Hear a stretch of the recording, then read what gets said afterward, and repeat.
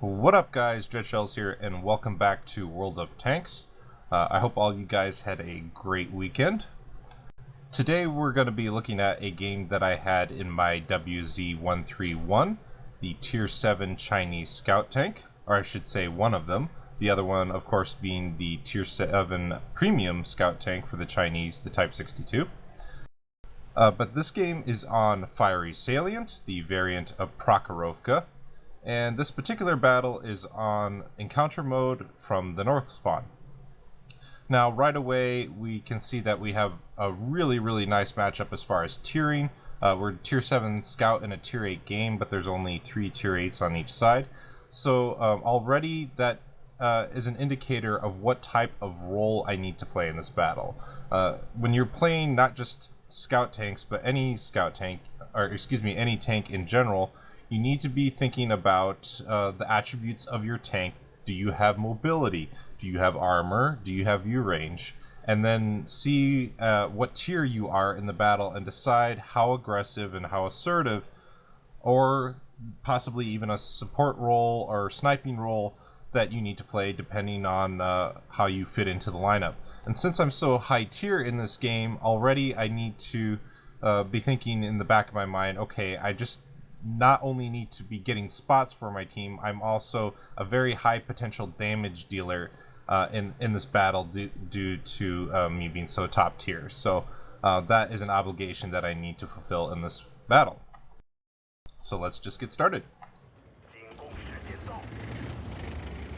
And it's been a while since I've done a decision-making video where I actually pause the gameplay from time to time, so I think I'm going to get back to that a little bit in this particular video.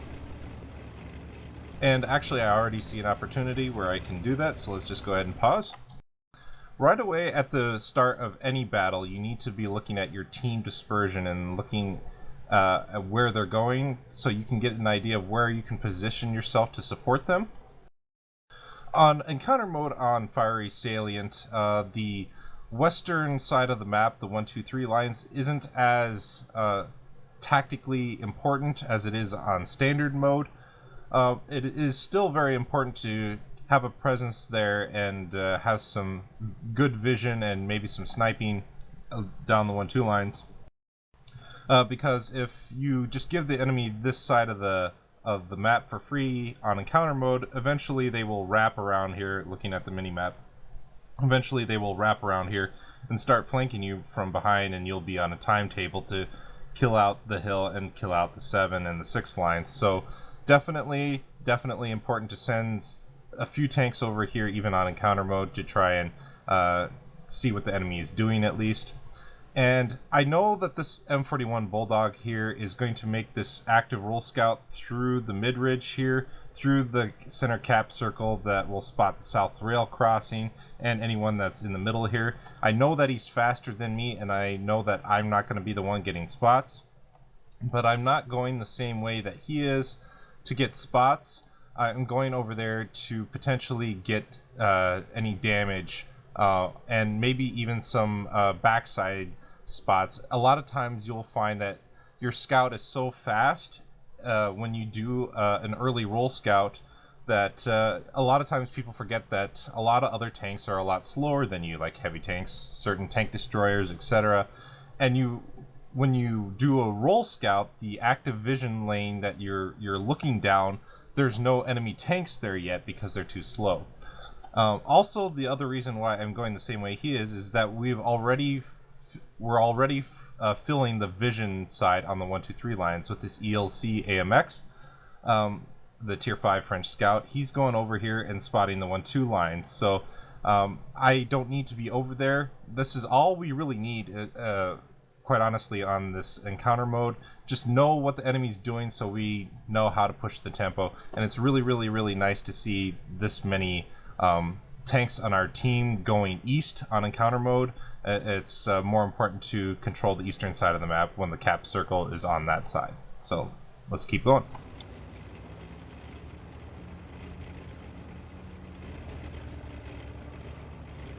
We don't have a large presence on the mid-ridge. We only have the BK3002M and the Pershing, so we'll have to keep an eye on that. But see, the Bulldog spotted those two heavies in this SU-100Y. So while these guys are spotted and at range, I'm going to take shots at these guys while I can, while they're still spotted. I know that I'm pretty safe firing there and not getting spotted. The reason I started moving there after the third shot was that KB4 there on the 7 line was getting fairly close, and I was worried about getting spotted if I shot a fourth time.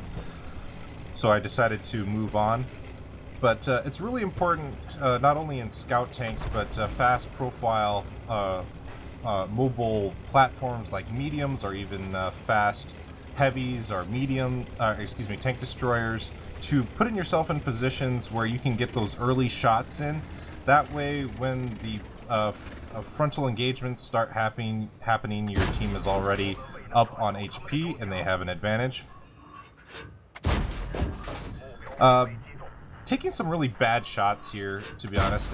Even though the KB4 isn't angled, really well, he's still angled, and especially considering the pen of my gun, those first three shots that I took were pretty naive to think that I would pen them.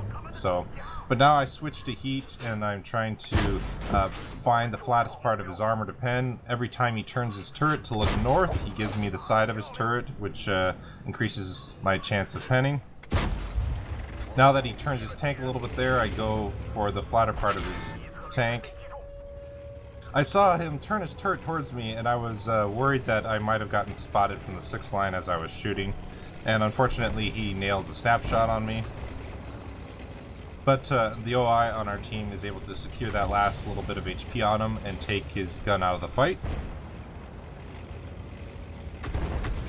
And now that the KB4 is dead, I'm free to move up to this bush here, and I don't really need to worry about getting spotted from my right. I only need to be worried about getting spotted from directly in front of me, which is exactly what happens there. Possibly the KB2, or potentially one of the other heavies up there. I might not have approached that bush correctly, and a little bit of my tank might have been shown. But now, since we lost the initiative, you can see on the mini-map there, and I'll pause here again. Part of the reason that I'm not wanting to peek up here, the first time I did it, I got spotted, so these heavies up here are already close enough to cut through my camo rating and spot me, even though I'm using this bush. So, and our heavies here are pretty low down, and they're not pressuring the enemy heavies by cresting up here. A lot of that has to do with the fire coming in from the 6th line over here, where this 1375 and M46 KR are. So rather than risking myself for not a whole lot of reward, as our team aren't in really good sniping positions here, what I'm going to do is I'm going to try and spot their heavies from the side over here in like this F7, G7 area. It's a great place to spot tanks that have advanced over the crest over here, past their backside of their hill, when they've committed into like the middle part of the hill area in G0. The dangerous part being keeping in mind that if you don't have anyone on the 6th line on your team, like we don't here, it's really important to keep in mind that you can get easily spotted from the F6 area from the enemy tanks that are sniping in there. So that is our plan as we are relocating to this cap area here in the center village.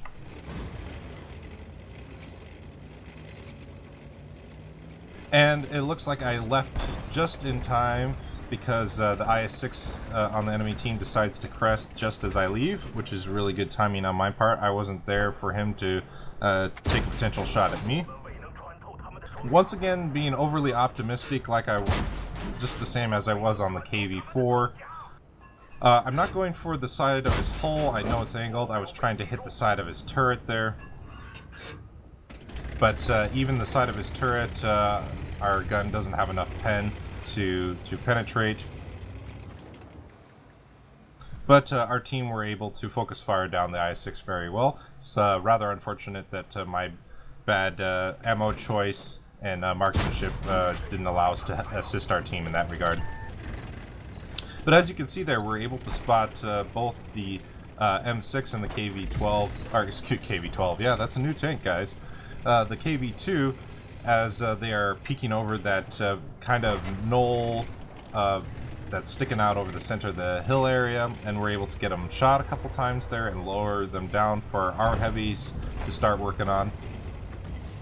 It's not the best area in the map to try and spot the enemy tanks that are sitting in that center hill area, as you are a lower elevation level on the 6 and 7 lines, of course, and they're above you, so all they have to do is reverse far enough and you won't be able to spot them.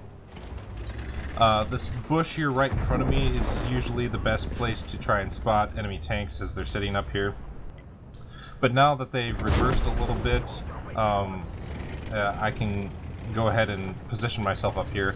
Quite honestly, it was really bad for me not to start shooting the OI immediately, as my heavies were already spotting him, so it's not like I'm getting any advantage by not shooting. And he's already spotted, so I might as well start trying to do damage to him.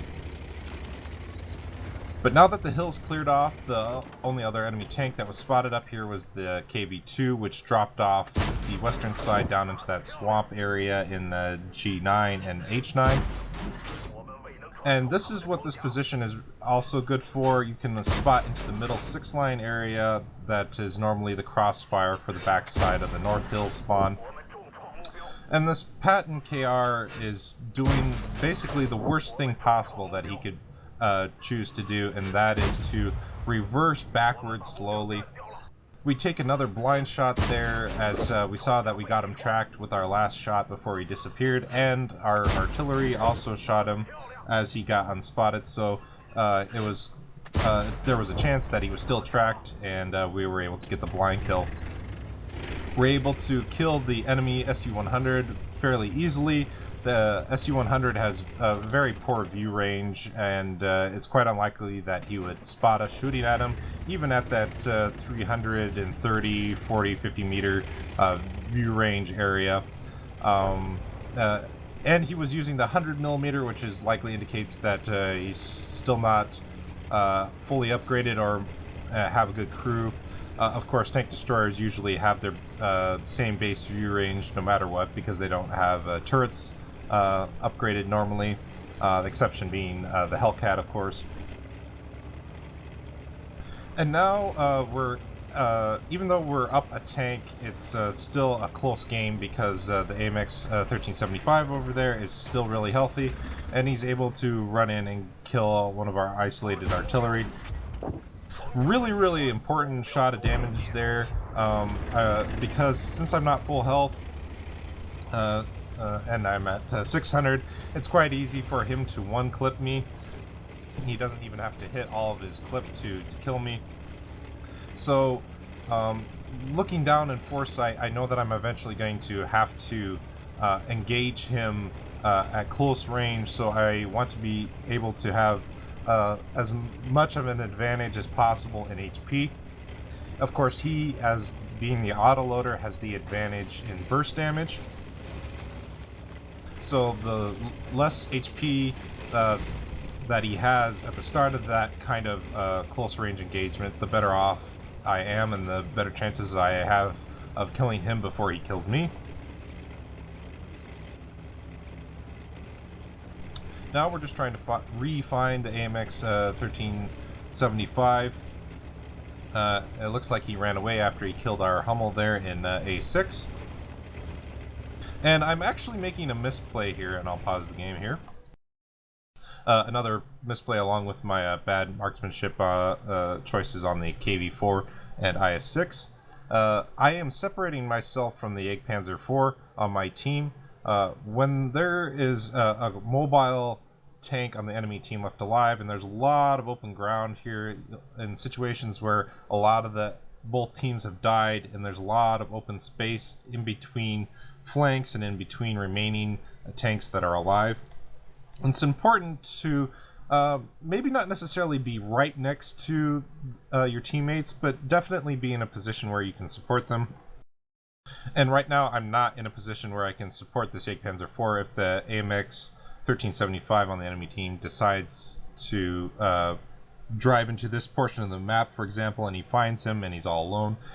he'll be able to kill him before I can get over to support him. So because of this rail line separating us here. So in hindsight, what I should have done is grouped up with him and maybe re-driven up the 0 line, or possibly driven down the 7 line to try and spot for the Panzer IV, which would have been a much better choice.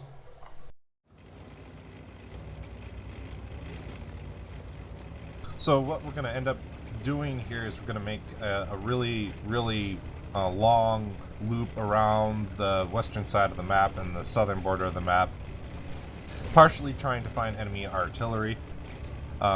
If we can kill 1 or 2 of them, that will definitely relieve some of the vertical pressure off, and we'll only have to worry about direct fire angles as we try to engage the 1375. Looking over here on this corner here, Artie loves to sit there on standard mode for sure. Not always on encounter mode though, because of the spawn. I'm pretty sure most of the time artillery spawns on the 1 spawn on encounter mode, if I remember correctly. But we see there that the Panzer IV spotted the M44 artillery on the enemy team there. And so now that we spot the M12 and he's a 1-shot, he must have been counter-batteried by one of our artillery possibly, which is really nice because now he's just a 1-shot for us. Now that shot killing the M12 and the Panzer IV killing the M44 there, we're both spotted, so the AMX 1375 on the enemy team knows exactly where both of us are right now since we were both spotted.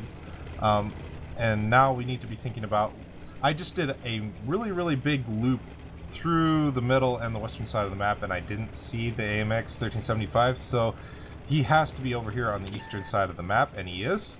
It looks like he relocated back up there to the hill. He takes a shot at us here, and now I'm just trying to trade 1 shot for 1 shot, but I do a really bad job of it here. I forget that partially damaged houses, you can shoot through the model, sometimes through the roof there. And so that's actually a really bad trade. That was basically an even trade of HP, which is bad. I want to do 1 shot for 1 shot, or even better, because I have better alpha damage than he does. I do 200 damage per shot, and I don't remember what the 1375's alpha damage is per shot off the top of my head. I think it's potentially 115 per shot, but I'll have to look that up after the battle. And now, since I made a really bad trade with the 1375, I can't push him now, right? He only needs to hit 2, 3, 4 of his shots of his clip to kill me, and now I have to be on the defensive. I don't have the HP to bleed to get the 2 or 3 shots I need to kill him. And right now, looking back, I thought that the Panzer IV was going to be coming over with me as we were driving back towards the cap circle, and I had re-spotted the enemy AMX 1375. But I think what's happening here is it's kind of an inexperienced player. He's not aware that you can't climb out the north side of this ditch here. If you guys ever get yourselves down into this F9, G9 area where that Panzer IV is, you can't climb out the north side, only the west/south side there. And now the Panzer IV is completely out of position to help us, and we didn't group up with him either, so that's partially our fault. And now I basically have to try and use these houses as cover as best I can and give myself time to reload so he can't use his burst damage against us. And we get really super lucky that his last shot only tracks us. And he still, if I was counting the shots correctly, he still had 1 shot left even after he tracked us. So we were able to luckily squeeze in our shot before he dumped his final 6th round into us. If he had killed us, it's very possible that he could have easily won the game, because if he could have isolated the Panzer IV, since he's a tank destroyer with a fixed gun and doesn't have a turret, if he caught him out in the right circumstance, then he could have easily killed him and then easily killed Artie, as he could have outspotted the M12 pretty easily, I'm sure. So pretty sloppy play on my part towards the end there, not trading very well, not picking the right engagement with the AMX 1375 and not managing my HP well. Also not working the best way that I could with this Jagdpanzer IV as far as teamwork is concerned. One thing that you guys need to be aware of, though, what I was trying to do there, as soon as the Jagdpanzer IV spotted the AMX 1375 charging up towards the cap, since I was capping, he knew I was in the cap circle somewhere and he found me pretty easily. But when an autoloader is charging you, right, like this AMX 1375 was, and it doesn't have to be like scout on scout, it can be maybe an AMX 50B is charging you or whatever, it could be any autoloader. And you know you don't have time to retreat from him, right? And he has the better mobility, and you won't be able to retreat to the next point of cover to where maybe you could have more support from your teammates, and you just have to stand and fight. The best thing that you can possibly do always when you're fighting an autoloader is don't let them get on top of you before you start shooting them. That is the worst thing that you could possibly do in engaging an autoloader, and I see it happen all the time when people are engaging them. What you want to do is shoot them as soon as possible when you have shots on them. Their disadvantages usually with an autoloader is worse gun handling on average than a single shotgun of equal class. And usually there are some exceptions, of course. And they have the lower DPM, so and since they're an autoloader, they want to make sure that they pen all their shots in their clip because they'll be reloading for a significant amount of time. So what you want to do is, as soon as you crest to where you can start shooting them, start shooting them. They can't afford to miss hardly any shots, and you can. So you have nothing to lose by exposing yourself a little bit and start shooting them as they start charging you.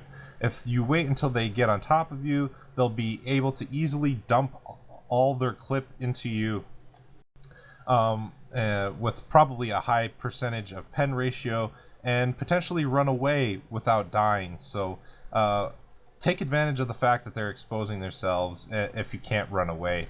And that first shot that we put into the 1375 as he rounded these buildings was part of the difference that made me win this engagement with the 1375.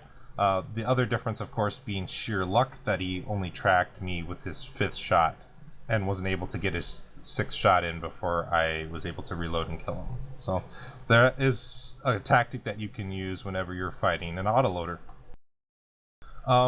So once again, overall in this game, the obligation that I had to not only get vision for my team, but have a high damage roll, I was able to fulfill and help my team win the game. And this, like I said, I think at the beginning, I don't remember, is the highest based XP game that I've ever had in the WZ-131. So hope you guys enjoyed watching this game. Good luck out there and good hunting.